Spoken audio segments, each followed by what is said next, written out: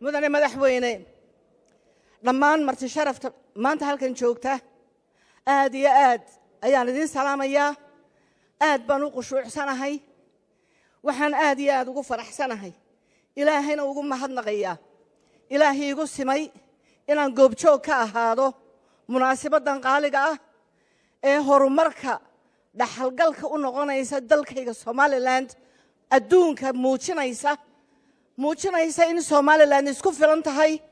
muujinaysa Somaliland inay diyaar u tahay inay dalkeeda dhisato dalkeeda ilaashato dhalinyaradeeda iyo jiilka cusub ee soo kacayana ay u hurto hiil iyo hoo wixii gacanta ugu jiraba ardayda maanta halkan aan goobjoog ka ahaa waxay xusuusiyeen beri malaha laga joogo qarniyo badan xeradan agteena maxaan ku raayay darar weyne ee ciidamada lagu tababaro u malayn maayo inaad islahaydeen islaantan maanta halkan idin hortaagani inay beri yoomka ayaamay ahayd tababare ka ahayd oo ciidanku tababari jirtay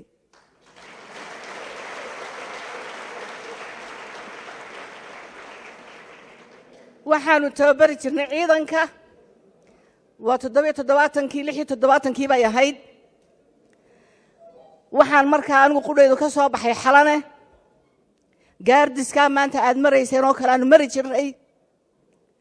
waxaanu samayn jirnay tababar intaad samaysanin ka badan oo aanan wada tilmaamaynin laakiin waxaanu qabnay dardar dal jacayl wadaninimo waxaana i keentay anigoo agaasimo ka ah wasaaradda caafimaadka ee muqdisho caafimaadka muqdisho ayaa haddana dareenku i keenay halkan dayac iga muuqday tababarka caafimaad ee ciidamadii dagaalada markaa ku jiray ay qabeen bil ayaanu horin dhan aanu ku tababaraynay sida dhaawaca loo dhaawiciyo loo daadgureeyo dhiig joojin loogu sameeyo loo dhayo dhibaatada looga ilaaliyo 8 iyo 9 habeenimo ayaan ka hooyan jiray halkan waxaan doonayaa dhalinyaro maanta waxaad aragteen tababarku iyo discipline-ku wanaaga uu leeyahay iyo faa'iidada uu leeyahay waad ka duwan tahay maanta 3 bilood horteed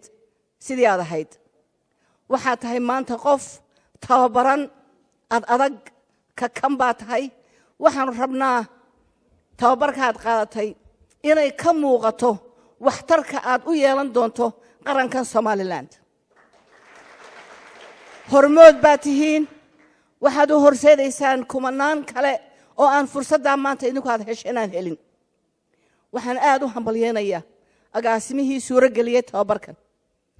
la yaab maayo waayo waxyaabo badan oo hore oo uu qabtay baan marxaati ka ahaa goobjoog u ahaa waxaan u mahadnaqayaa ilaahay waxaan u mahadnaqayaa madaxweynahayga Somaliland Muuse Biixi Cabdi oo yeeshay gartay baahida loo qabo in dhalinyarada la dhiirigeliyo